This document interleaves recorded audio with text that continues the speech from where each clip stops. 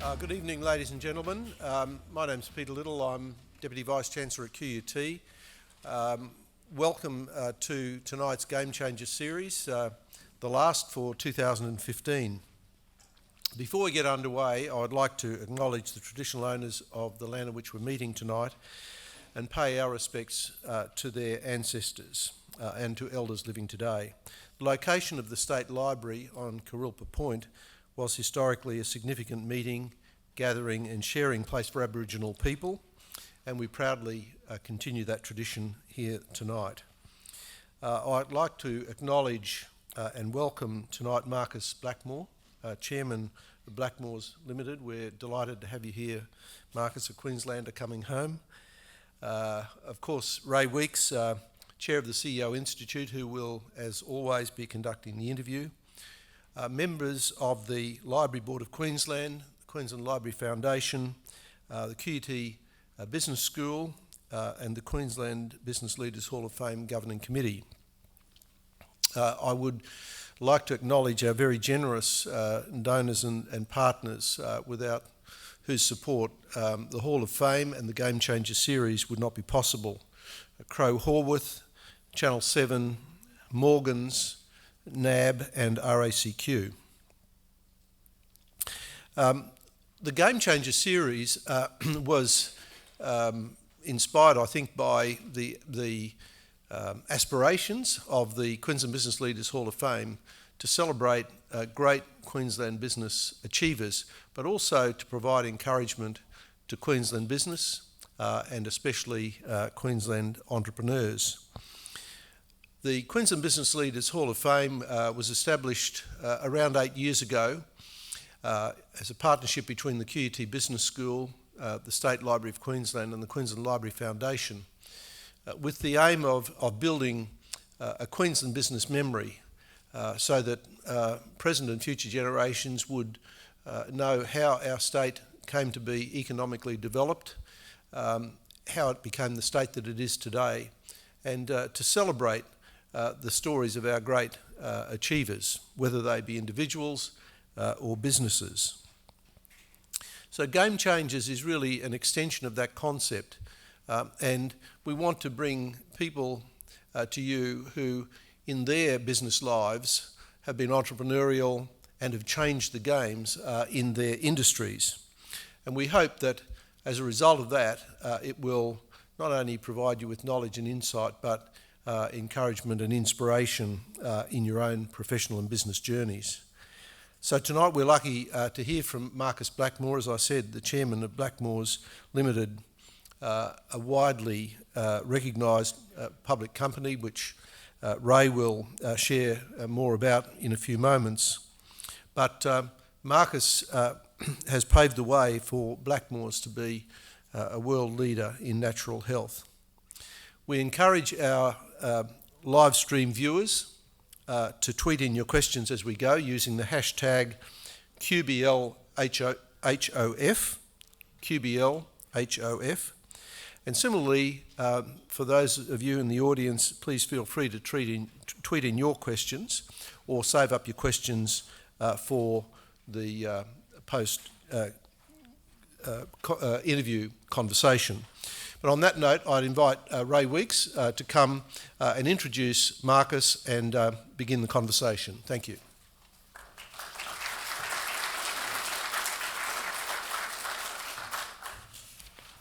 Good evening. Thanks, Peter.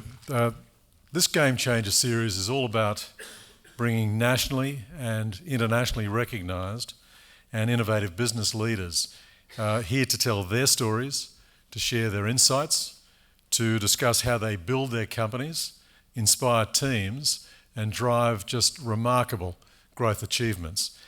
Well, in this last, as Peter said, the last Game Changers event for this year, we've really filled the bill because you're in for a treat, because Marcus Blackmore fits that criteria like a glove. Marcus was born in Queensland, received his high school education at Churchie in Brisbane, and gained a naturopathic diploma from the New South Wales College of Naturopathic Sciences. Marcus Blackmore, as Peter said, is Chairman of Blackmores Ltd, a listed public company, as you well know, employing close to 1,000 people in Australia, New Zealand and Asia. And as you well know, markets the premium brand of vitamin and herbal products under the Blackmores and the BioCeuticals labels. Now, like the US, and this will come out in tonight's conversation, this country has a craze for supplements, with demand continuing to rise for products that promote health naturally. And I know the US is this figure, I think it's about half of Australians take supplements regularly. So Marcus might tell us a little more, but many people say that Marcus has a heart every bit as big as his business skills. And he puts a huge amount of time into people and causes. We might come through to that tonight. He was made a member of the Order of Australia in 1998 for his contribution to industry and the community. And I should tell you that Marcus started his life on the water as a deckhand. He's had an extensive sailing career, including 13 Sydney Hobart races. Now, you've got to have a serious masochistic streak, right? To 13 Sydney Hobart races, and is a past Australian Far 40 champion. And I've just got to tell you quickly, I once sailed with Marcus. Well, I tried. I once sailed with Marcus and a few of his mates out of Hamilton Island on his 42-foot yacht, I think at the time, Manly Ferry, for about 10 days. And after 9 glorious days of smooth seas, clear skies, sailing to deserted islands, it all suddenly changed, and we had 42-knot winds coming out of the southeast, huge seas that pounded the boat for, I think, over 30 hours, well over 24 hours. Anyway, we're all feeling less than impressed with sailing at that point, and not well at that point. And I can still remember Marcus saying, after being battered and rolled about for 24 hours, as soon as I get back, I'm going to sell this frigging yacht for $1.50. Or words to that effect. Today, Blackmores is a $2 billion company and the most expensive stock on the Australian share market. With a share price at the start of the year of about $30, today it's at $163 within 12 months. And the figure I got, and you disputed it, is about 63 times earnings. That's the nature of the confidence in this growth story, the predictability of the future earnings for this company. So please welcome a true game changer, Marcus Blackmore.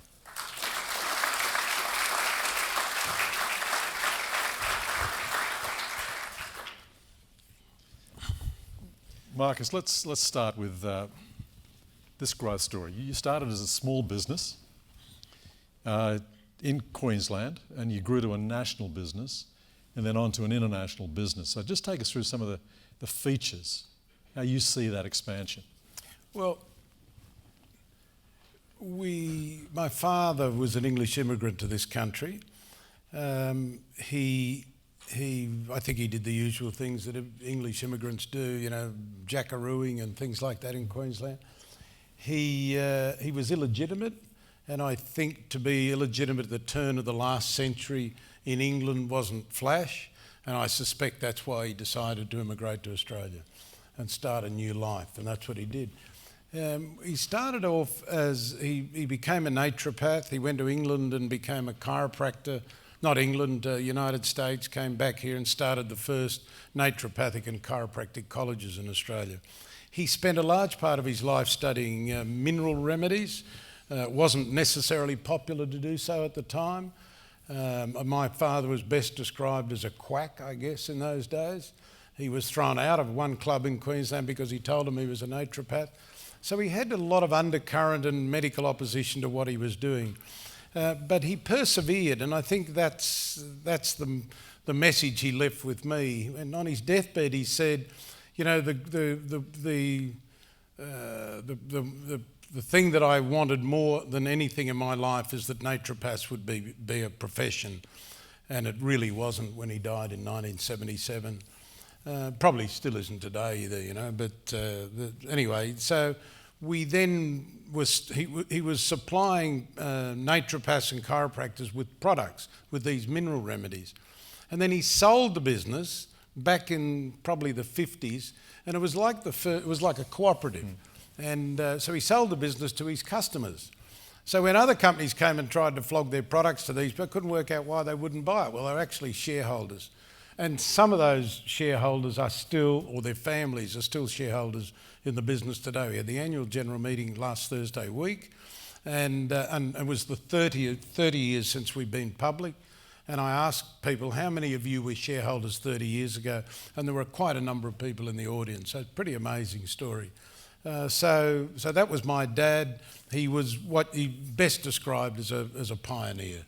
And the business has just grown from there, I guess. So why did you start the business in Brisbane? Well, he actually started, I think, I'm not sure. My father never worried about the past, only worry about the future, son. All right. There are some lessons in the past, but don't worry about that. Anyway, he had a sanatorium in Rockhampton. And a woman there took her mother, she was stricken with arthritis, took her mother to see my father as a patient. And my father helped her enormously. That woman then started work. My father obviously offered her a job. She's now 92. She was at the annual general meeting the other day. She was a nursing sister and she ran my dad's clinics. Now, in terms of brand, my dad knew that he was a quack, or people thought he was. And so the thing for him was to be the ultimate professional. If you went into my dad's clinic in Adelaide Street it was, or prior to that in Wharf Street, he had a practice right next door to Lady Salento, who became a lifelong friend of mine eventually. But my old man used to say, when they can't fix them in there, they come in here. And but if you walked into his clinic, it'd be like walking to the Mayo Clinic. He had one or two nurses who were nursing sisters with all the badges and stuff that nurses wore in those days. And you got to see the nurse first before you got to see my father. Unlike me, I never saw my father at work without a suit on for the whole day. He was the consummate professional. So what was it? And I think that's pervade in our business today. So what was it like growing up in the Blackmores household? I mean, your dad... Oh, pain in the bloody neck at times, I have to say.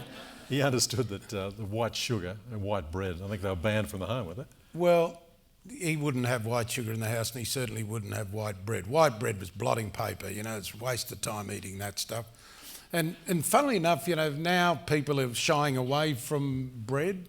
Not because it's bread, but because of the wheat that we use. It's not genetically modified, but it has been modified over years. And I think you'll find that's probably one of the reasons why we've got a society. I mean, everything. You go to a restaurant, you get gluten-free this and gluten-free something else. So we're really questioning that whole thing, which my father questioned, 60 or 70 years ago.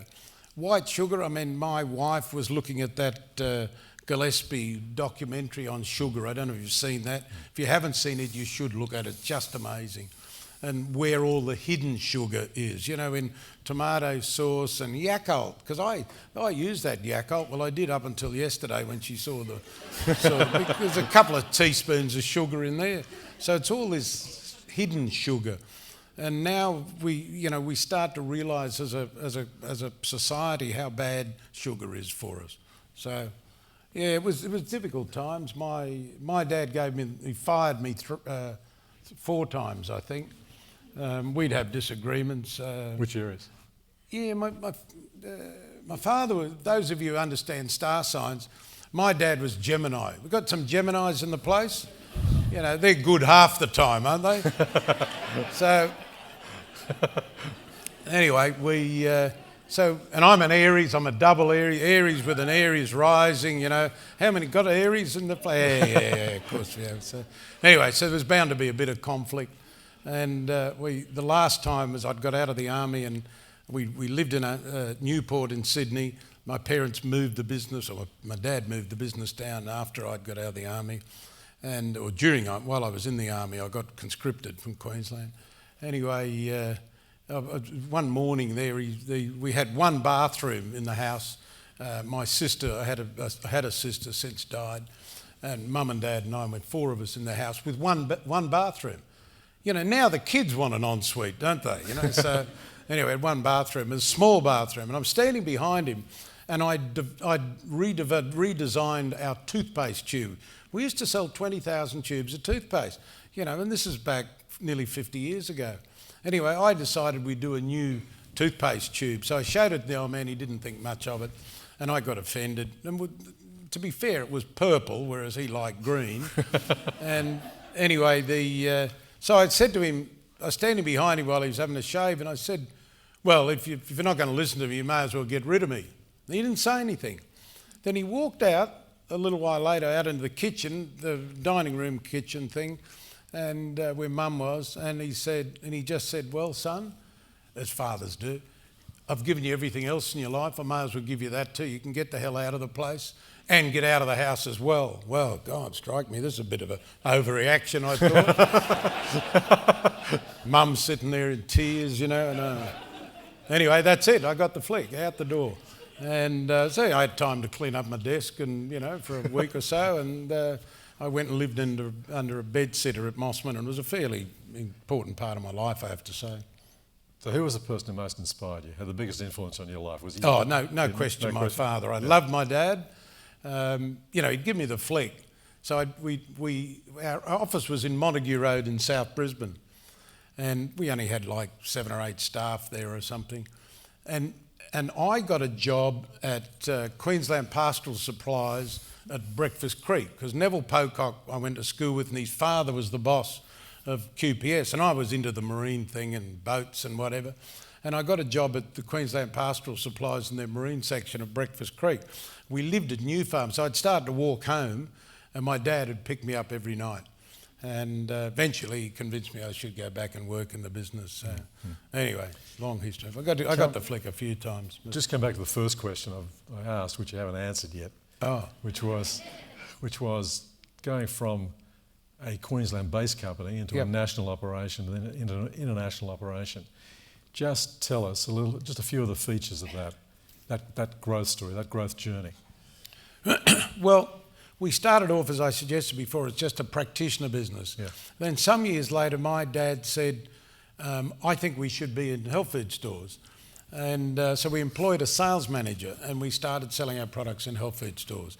And that was the first real growth that came into the company. Then subsequently went to pharmacy and supermarkets, and every time you make a move from one into another, you upset the ones that you know, when we went into pharmacy, we upset the health food stores. When we went into supermarkets, we upset the pharmacy and the health food stores. So it's been, you know, channel strategy has been a very important issue to us. And the only reason why we've been able to spread across all those outlets is because of the strength of the brand. So I guess it just grew from there. We then decided about 30 years ago, I was really concerned that there weren't enough Australians and that the future of our business was a bit soft at the time, and I thought, oh, what are we going to do? So I then got enthusiastic about Asia. And now Asia represents, as of this year, because the China phenomenon now represents nearly half our sales. And we employ nearly 1,000 people, as you said, and 350 of those people are in Asia. There's no question our future is in Asia. That's for sure. We will still have a business here. We'll still have a business in New Zealand, but it's a very quick business growing in Asia. Let's talk about the growth of the complementary medicines industry in Australia as a whole. It's grown 54% between 2010 and 2014 to be worth $3.5 billion. Where did you get that from? In revenue a year. Got it out of your most recent annual report. No, I didn't, but I think it's wrong. Why Look, I think that might be at retail. Okay. I think the business is just in excess of $2 billion now. So give us just an idea. Why the significant growth in this industry? I think, as I said to the shareholders at the annual general meeting, I started off, I said, well, you know, the share price $30 a year ago, it's now, and then it went to 50, and I guess as shareholders, you're all sitting there saying, I wonder how long this can go on, you know, is it sustainable? And then when it went to 100, I think you really started to get worried, didn't you? And then the annual general meeting was 155 before the meeting started. I said, now you must really be worried about whether this was sustainable. So I told them I would like to think at the end of this meeting, not this one here at the AGM, that you would have the same confidence and optimism in Blackmores that I have. We have got a great future, and we're only just started, in my view. Part of that is I think our time has come. You remember my father before me, and me for that matter, have spent our lives trying to educate people towards natural health and natural remedies. It's the underlying philosophical value of our business. I often say, you know, we're not in the spare parts business or motor cars or something. We're in a business that really delivers benefit to individuals, and it's a philosophical understanding. If you don't have that, and I think part of our success in Asia is because the Asians are used to having traditional medicines. Traditional Chinese medicine in China, I mean, it's massive. I had a mate, this guy that I knew, he wasn't a mate, came to a function that we had in Beijing last year, and he ran 3 hospitals in Guangzhou. And in those 3 hospitals, they have 20,000 patients per day for traditional Chinese medicine. Unbelievable. There's 30 million people in China that do most of their shopping online. And so, well, we'll talk about China a little bit later on. We'll come back to that. Right. But just anyway, let's go back to that article you and I were talking about. The Economist recently described the supplement industry as having a good immune system of its own, lax regulation, potent marketing, and millions of credulous consumers keen to pin their hopes on a pill. Yeah. How do you respond to that? Just a lot of rubbish. The right part of it is we have an inbuilt immunity. That inbuilt immunity is called consumers. 70% of the Australian population take these things. They actually pay through the nose for them. The other mob, the pharma industry, I say to my people, the biggest competitor we have is not Swiss or Nature's Way or one of those, it's the pharma industry. Pharma industry offer health solutions, so do we. We just offer natural health solutions. The pharma industry are incredibly smart. From their start in 1940, when they discovered penicillin and cortisone, 2 amazing drugs at the time, no question about that, they've been able to convince the governments of the world to subsidise their product. Australian government subsidises the pharma industry, product only, to the tune of nearly $9 billion a year. They don't give us a cracker. In fact, what they do is they charge us GST. So I'm always telling government, you know, we're actually revenue positive to you guys. You should be supporting us more. But so, look, you know, we get these articles all the time. Yeah. You know, we've got critics coming out of the woodwork. But Marcus, you provided this briefing session to federal politicians and bureaucrats about the millions of dollars could be saved if complementary medicine was more widely used. I mean, what progress do you think you're seeing, or do you think you will see in the public policy making? Not much. In this area? Not much. I think there are entrenched, to the Vice-Chancellor's comments before, entrenched views you just promoted within orthodox... You just promoted him. That's I did. Oh, well, he should be promoted. That's okay. There are very entrenched views within government of a medical orthodoxy. And you know, one of the reasons why the National Health and Medical Research Council gives next to nothing to research in complementary medicine, next to nothing. And hopefully that'll change. Having said that, the big problem with medical research in Australia is nobody gets anything. Of all the applications, I think only about, I don't know, it's a small number, 10 or 12% actually get funded. And Australia is quite deficient in medical research in that sense. And I was, for a number of years, the chairman of the Heart Research Institute in Sydney. So I have a bit of knowledge of that area. But we need more and more research. I'll give you an example. We've helped fund, by providing product and protocols and things, to Sydney University. And this study's been going on for over a year.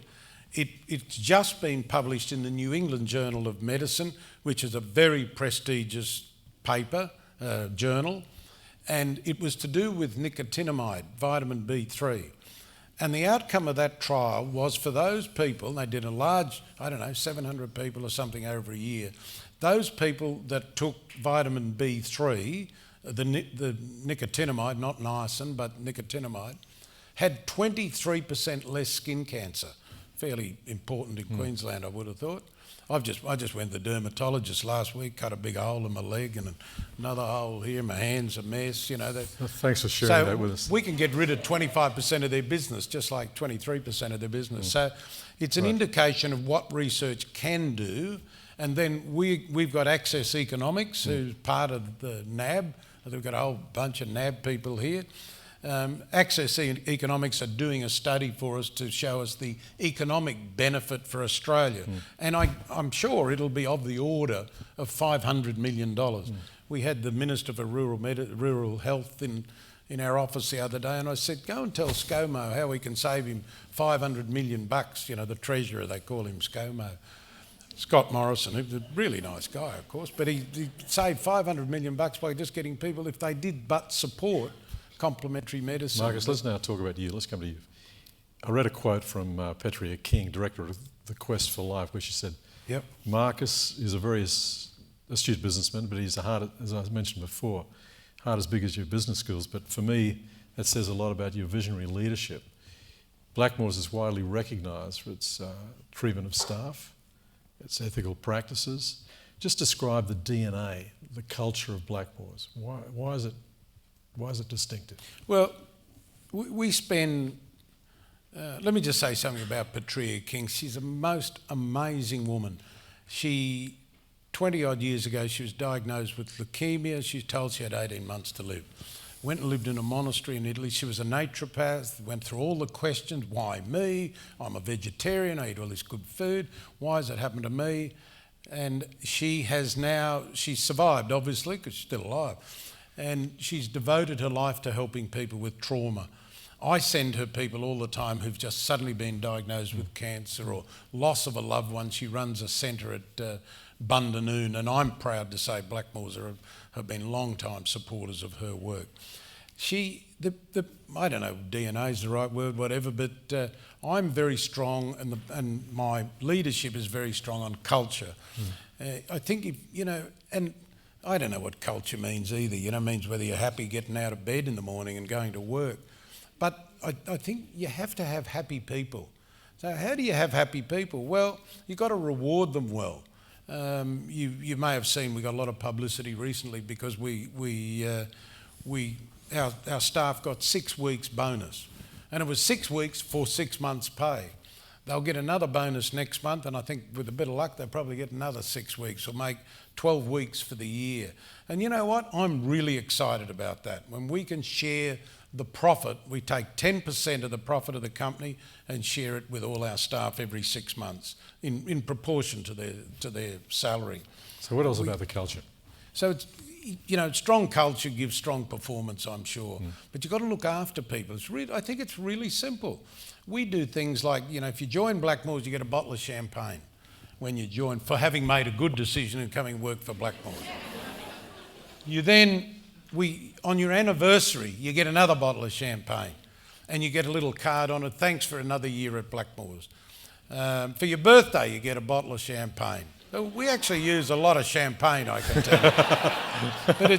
But it's those, it's those simple things that are important. It's not just how much you pay them. Of course, people want to be adequately rewarded and whatnot, but it's those little, we forget, us managers, how important that pat on the back is. Just saying just saying good morning to people and whatever. It's those little things that make the place, the environment and the culture something. What's the kind of person that you want to see employed at Blackmores? I mean, what do they need to bring to the... Look, I don't think we're that different to other companies. We obviously have skill sets that we need, but we try and insist that they have an interest in natural health, because that's the fundamental business reason for us being in business.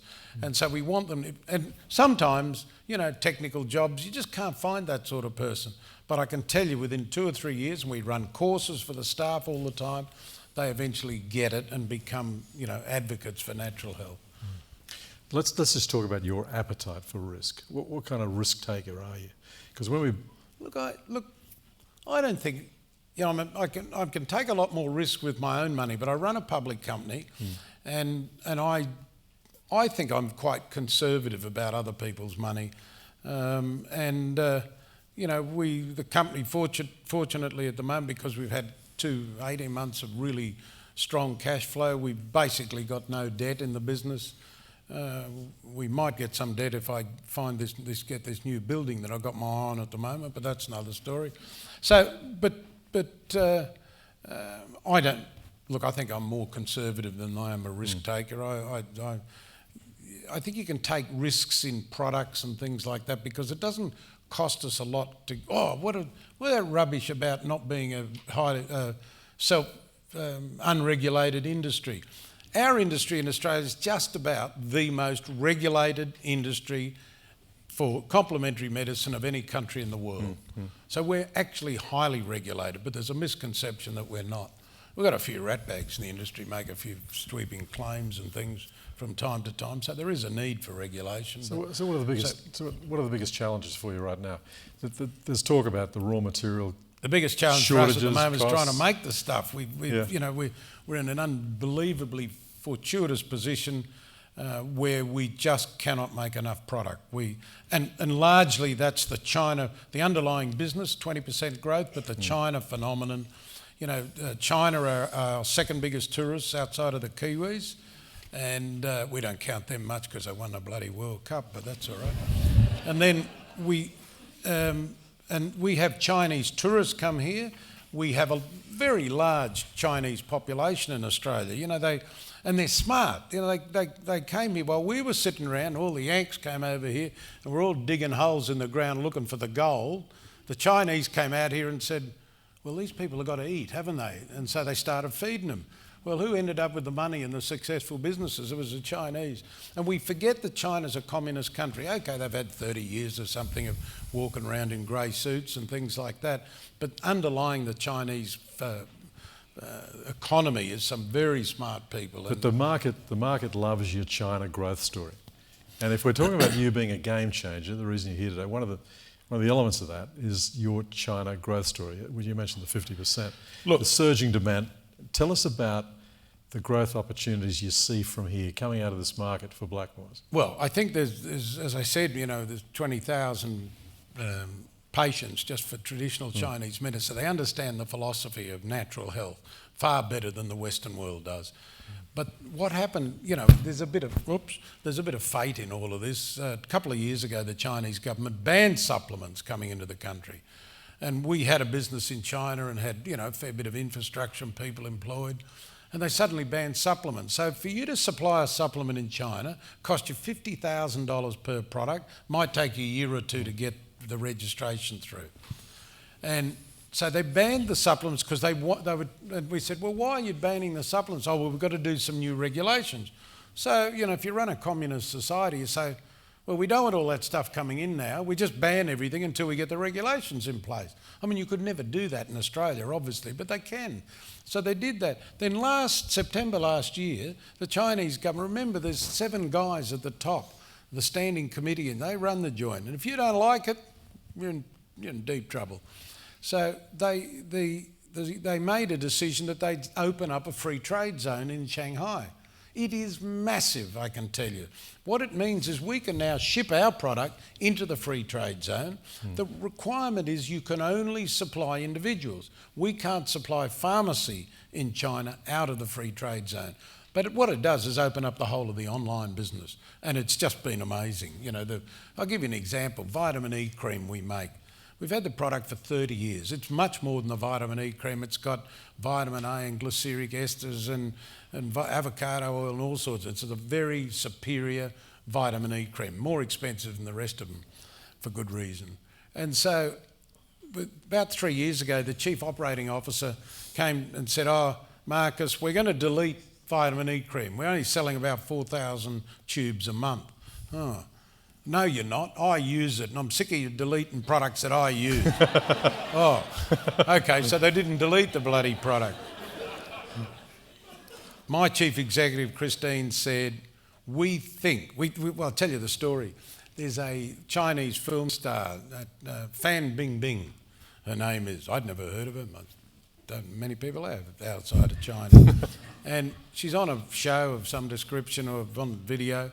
And out of her handbag pops a tube of Blackmore's vitamin E cream. Wow. and it sort of goes viral on the what's the word I'm looking for, on the online business, you know. And so, yeah. So we all of a sudden we're starting to see these big orders coming from pharmacies in Australia who are supplying China, from Chinese tourists and from Chinese Australians supplying their family in China. All of a sudden this stuff's taken off. We think, Christine thinks, that we could sell 400,000 to 500,000 tubes a month. It's like a $20 million business for us or something. So you've got massive growth expectations built into your share price. And just describe the strategy. Well, you have massive growth, yeah. Yeah, don't take it in. You mention all this PE stuff. I reckon that's a lot of rubbish. I don't think you can apply. You can use your investment criteria by looking at prices earnings ratios in businesses that are growing rapidly like ours has. Correct. Yeah, our PE is 60. I think if we meet our targets for this year, our PE will end up more like 30. 30, right. Still high, but still, no, but describe your strategy from here then.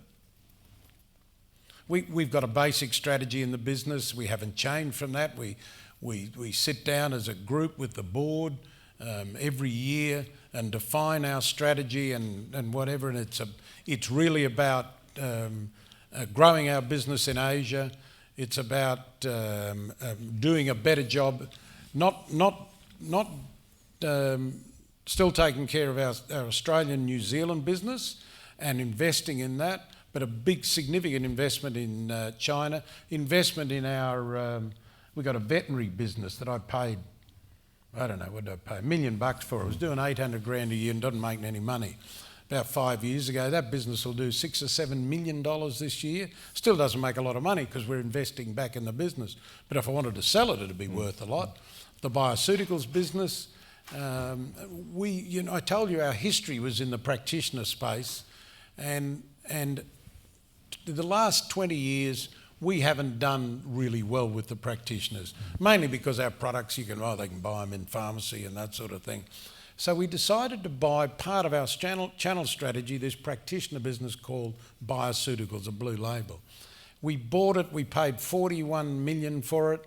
It was doing, turnover was 38 million. We've owned it for 2.5 years. This year it should turn over 60 million or something, you know. And it's far more profitable. When you buy a business like that, first thing we did and say, well, what are you paying for freight? And they were paying like 50% more than Blackmores were paying for freight, so we fixed that in a day.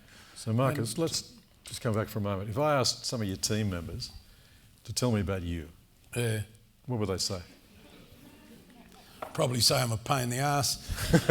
I don't know. Look, I'd like to think they would say that I'm generous and I care for people because I'm very focused on doing that. They would certainly say flies off the handle. What else do they say? I don't know, Ray. You ask me difficult questions. They would say, don't get on the wrong side of Marcus because it's really hard to get off once you're there. But they'd also say they know where they stand with you, right? Yeah, well, I think, that's the case. You know, it's, I say to people, if you've got a secret, don't tell me because I can't keep secrets. I'm hopeless. So don't tell him any secrets, and you'll get what you're looking for, hopefully. I was telling you the other day, I spoke to Jack Cowan, one of your friends, close friends. Yeah. And one of the questions I asked him, which I want to ask you too, looking back on your personal journey as a leader, as a business leader, what were some of the biggest lessons along the way? Listen, I'll just tell you one of the lessons. It was before I went to Churchy. And, my father's a quack. How are we going to get this kid into this public school? You know, it's not easy to get into Churchy, certainly in those days. I don't know so much now, but anyway. My dad treated an Anglican minister who was almost blind. He wore glasses like the bottom of Coke bottles sort of thing, you know. And in desperate, they told him he needed to learn Braille. We called him Padre. Spent a lot of time in the Solomon Islands or whatever. Anyway, he went to see my dad, and I think in hindsight now he probably had macular degeneration. We've got a product for that now. And so Padre went to my dad in desperation. He died with his sight. He could still read with difficulty, but his sight never got any worse. And he became very close to the family. And being an Anglican minister, I think that probably helped me getting into churchy. But let me tell you a lesson. You know, I went through the state school system, went to Rochedale State School and Jones's Hill State School, which was a one-teacher school outside of Gympie. We lived there on a farm for a number of years and so on. Clontarf State School, Boondall State School, Maryborough State School. My father used to keep moving around all the time, you know.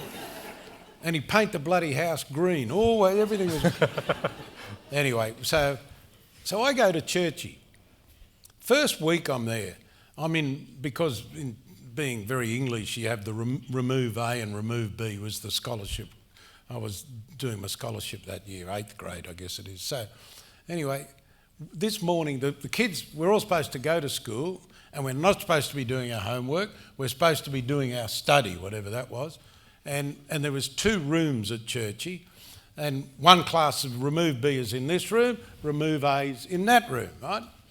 We decide we're going to have an ink fight, because remember we all had fountain pens in those days.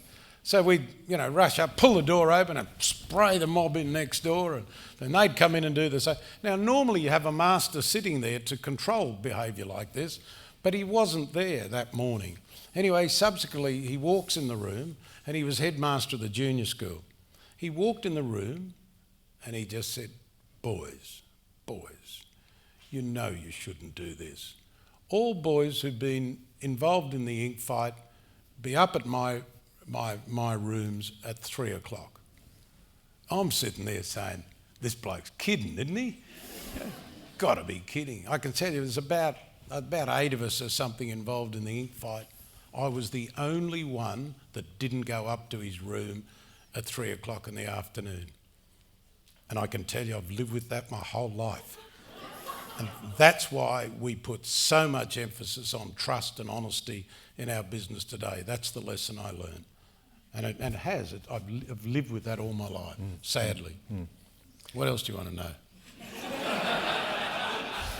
Who's interviewing who? Other lessons. I don't know. There's all sorts of lessons in business. Now, how do you create clarity and purpose in Blackmores?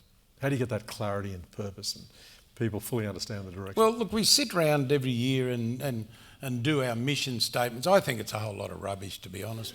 We had a professor from Macquarie University came and was the lead facilitator for that that meeting. He called it what do you call it? Strategic intent was the word. Intent, yeah, strategic intent. With deference to the academics in the place, they come up with a bit of different terminology, and you've got to go and get more. That's a new story or a new book or something. So he was a good bloke. I knew him quite well, and what he said to me there, what he said to us was, look, you could take the Fortune 500 companies, you could get their mission statement all up on the wall, you could mix them up overnight, go back the next day and nobody'd know the difference.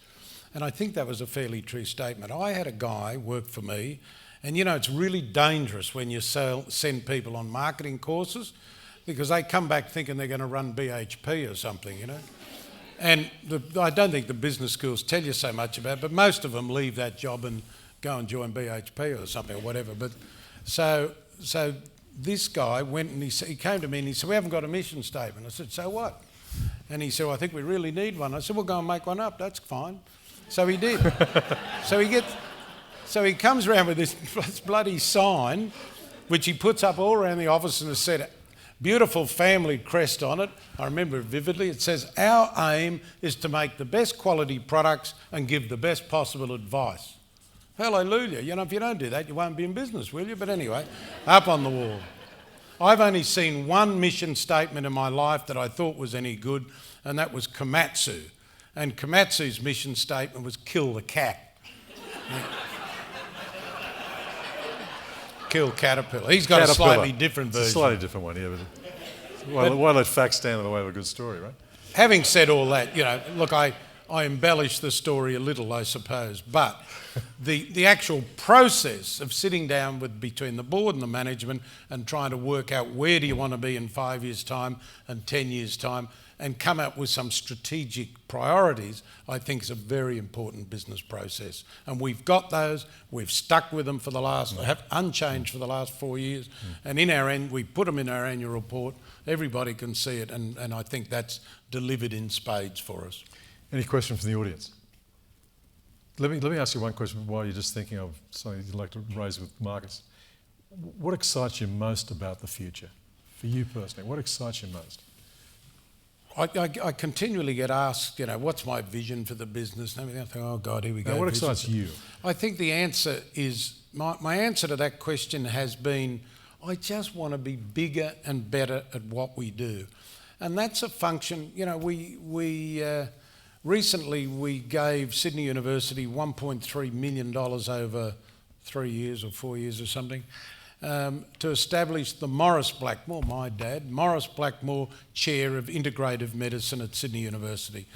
And for me, it was like, I had tears in my eyes just to think that, everything that my father stood for before me and he taught me in life about natural health and natural remedies, here we are at a prestigious medical school like Sydney University Medical School, with a chair of Morris Blackmore Chair of Integrative Medicine. That's the sort of thing that excites me about life. You feel that, your life's purpose for so many years, it's not just about making money, and it's about, a lot of it's about defending our position.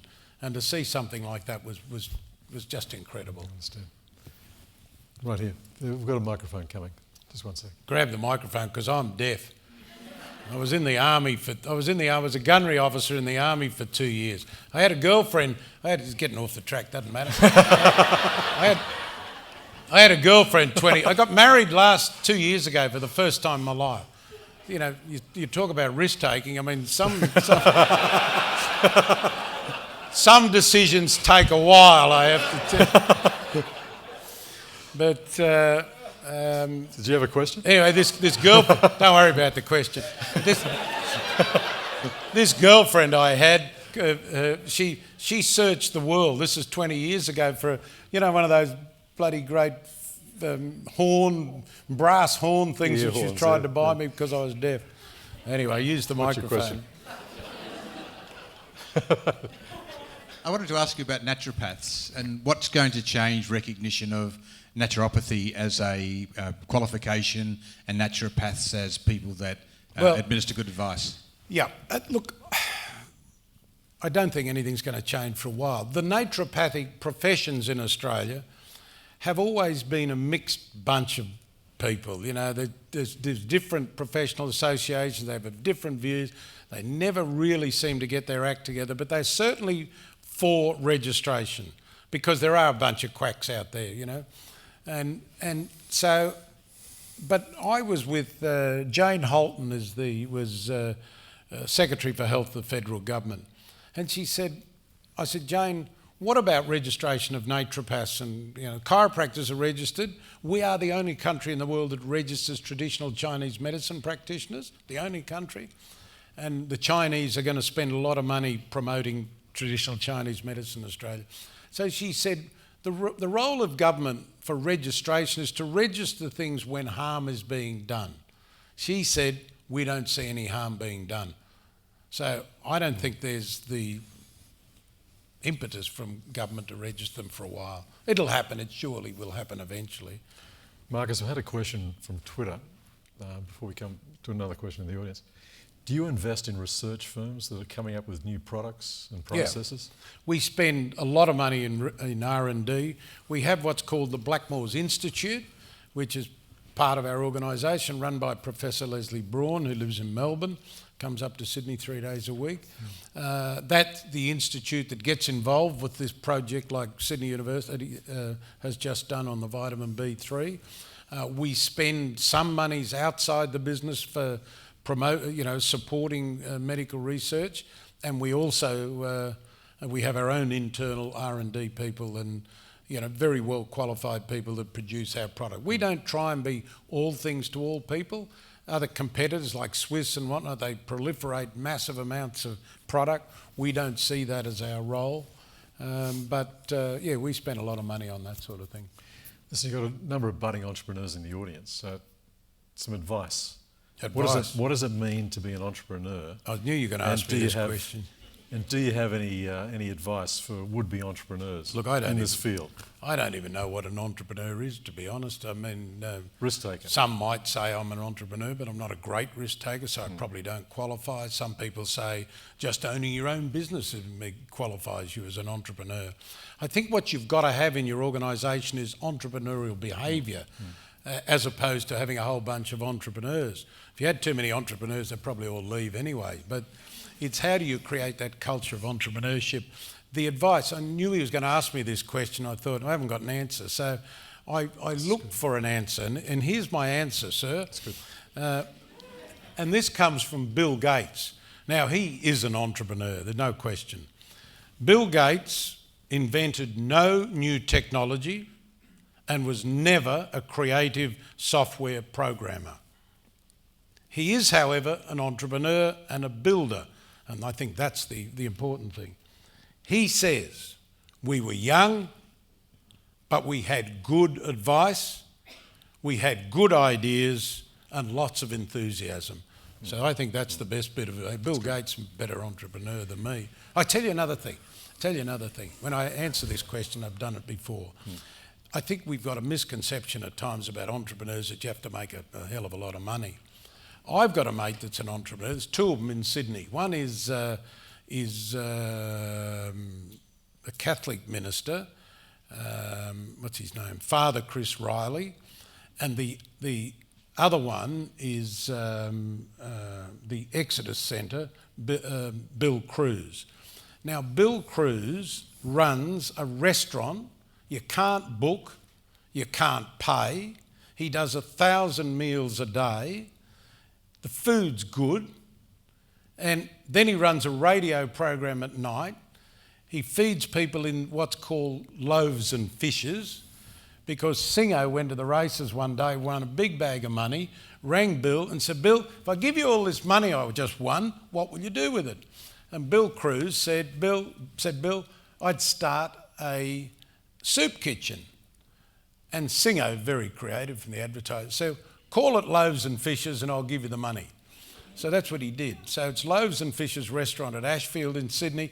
It's an unbelievable restaurant. That, for me, is entrepreneurship.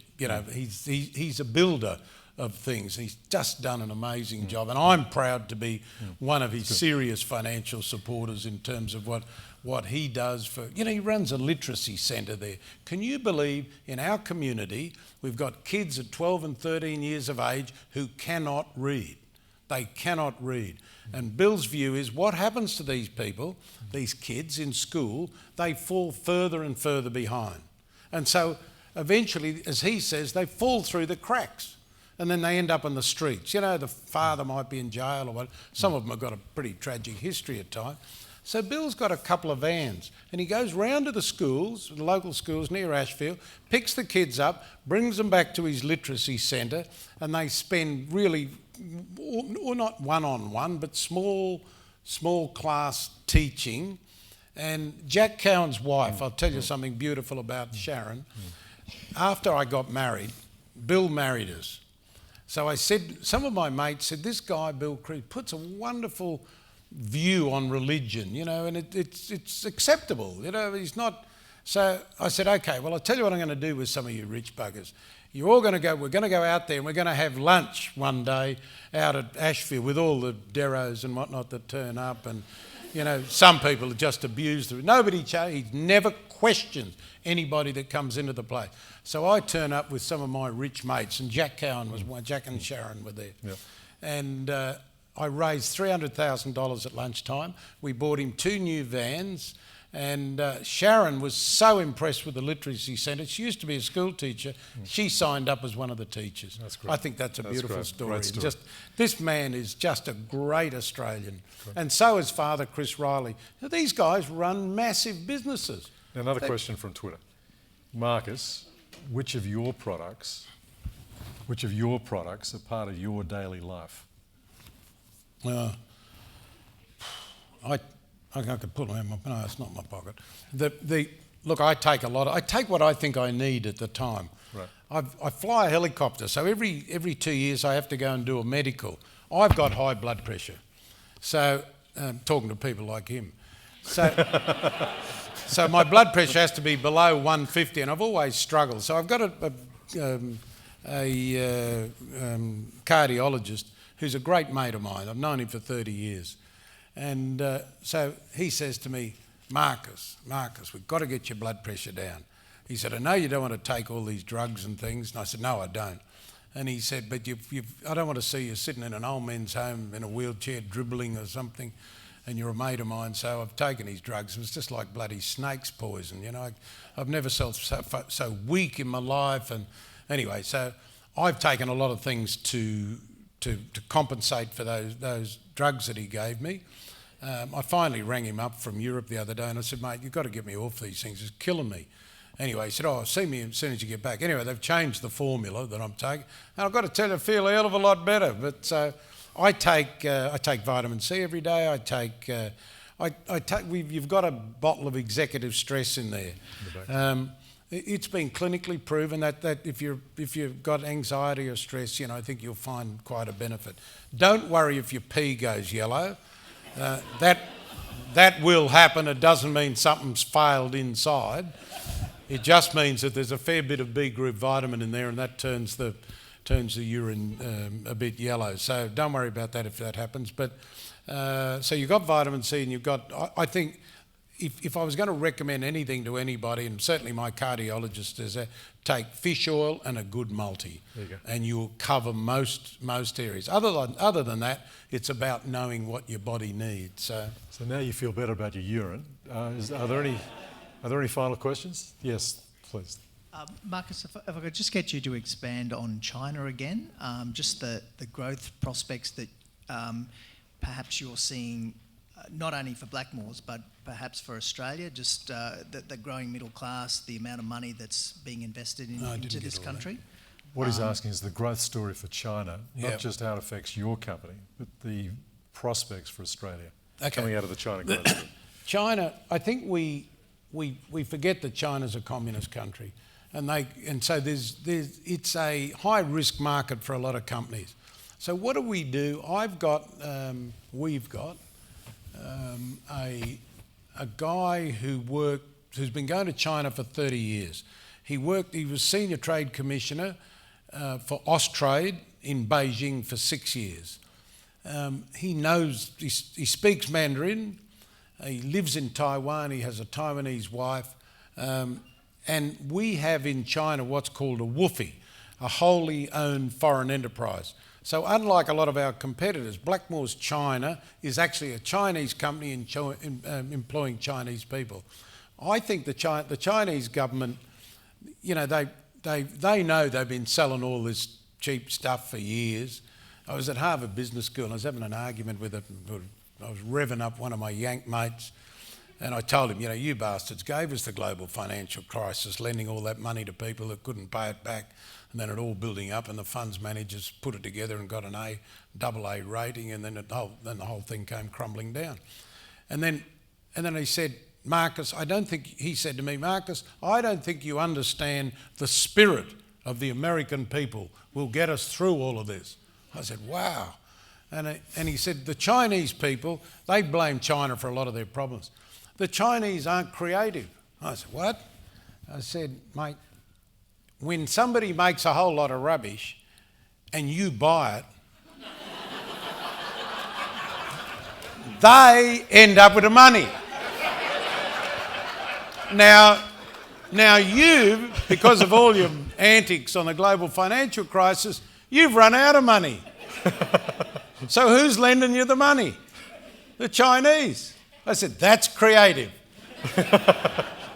Any final questions? So I think from our point of view, I think we've got a lot of things in place with our WOFE. We've got a joint venture arrangement with a company called Sinopharm, the biggest pharmaceutical wholesaler in China, 4th biggest in the world.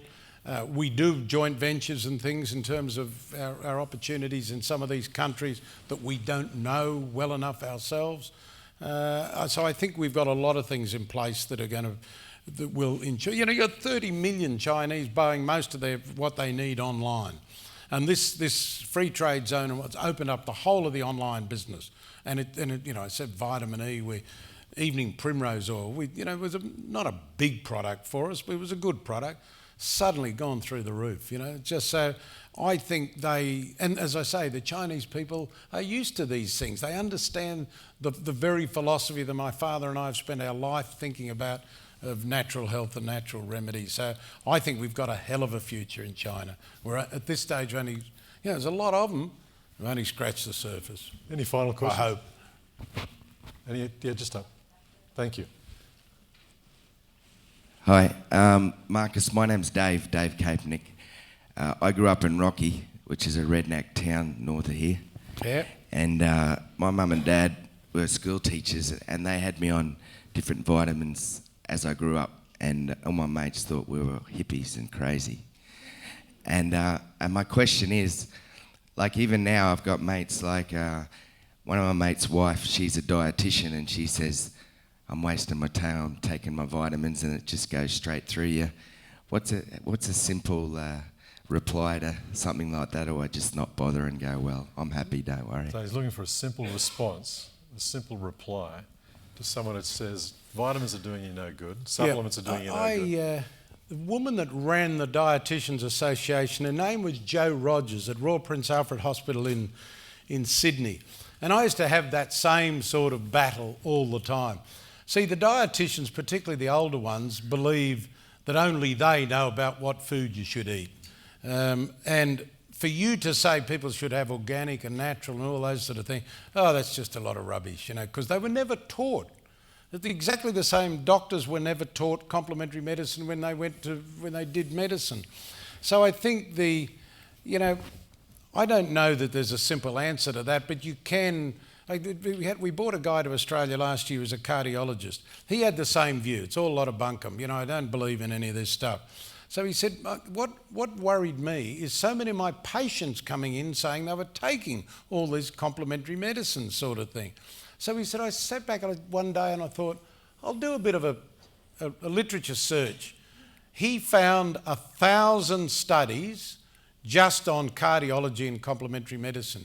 He then wrote a book, What Your Doctor Didn't Tell You About Heart Disease, and he's got a series of those things. So, look, I don't know that there's a simple answer to that, but, get your head out of the sand is probably the best answer. You. Does that give you enough? Yeah, it's great. Okay. Thanks. Don't upset her and blame me. No, he's my best mate. I won't stir her up. I told you it was going to be a treat. I was told it was going to be an interesting ride. So I can ask you please to thank Marcus Blackmore. Thanks.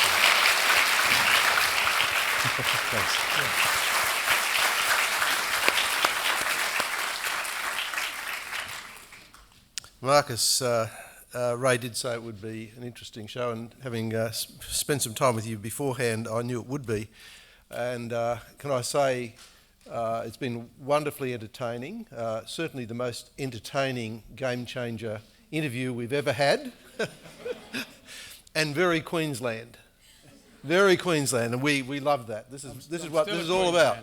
This is all about Queensland. And I barrack for the Maroons. My wife barracks for the Blue Mob. And fortunately, I've done a hell of a lot better than she has in the last 10 years.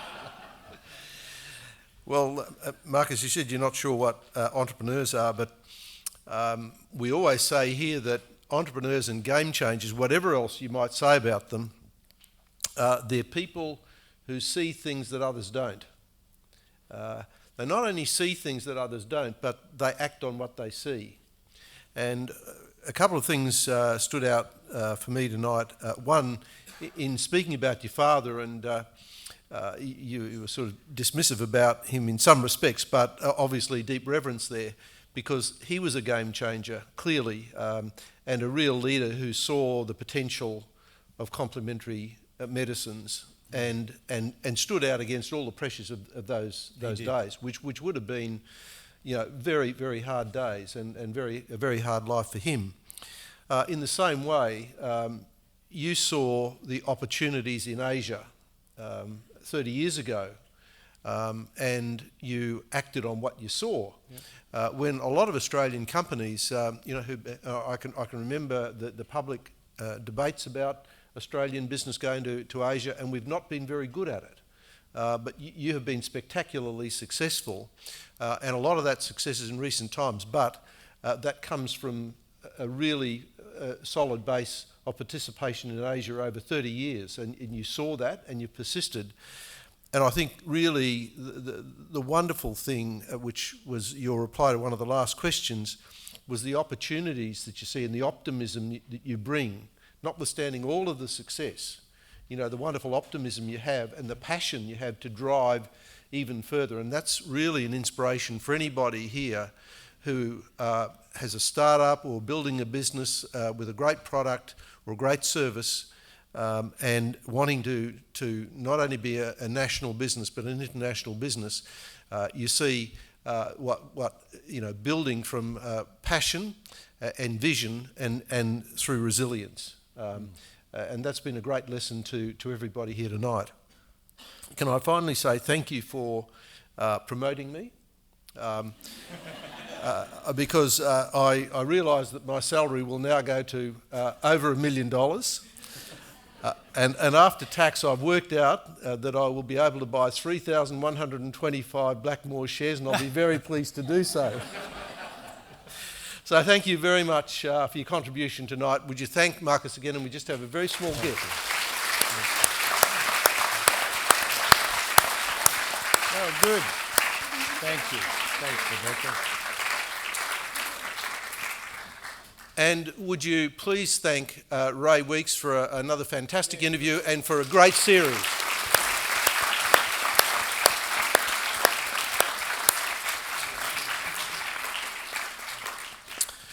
If you would like to revisit the conversation or share it with friends or colleagues or use it for staff training, and we really encourage you to use it for staff training and development, the webcast and transcript will be available on the SLQ website within a week.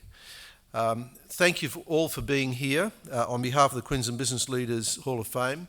We're working on next year's series right now, and we hope that you will come. We hope you will spread the word about the Game Changer series and about the Queensland Business Leaders Hall of Fame. This is celebrating your achievements, the achievements of those in the past and those who are to come, building a great Queensland through business entrepreneurship. Now would you please join us on the terrace for refreshments courtesy of our generous sponsor Clovelly Estate. And once again, can I thank our generous sponsors Crow Horwath, Channel 7, NAB, RACQ and Morgans. Thank you very much. Good night.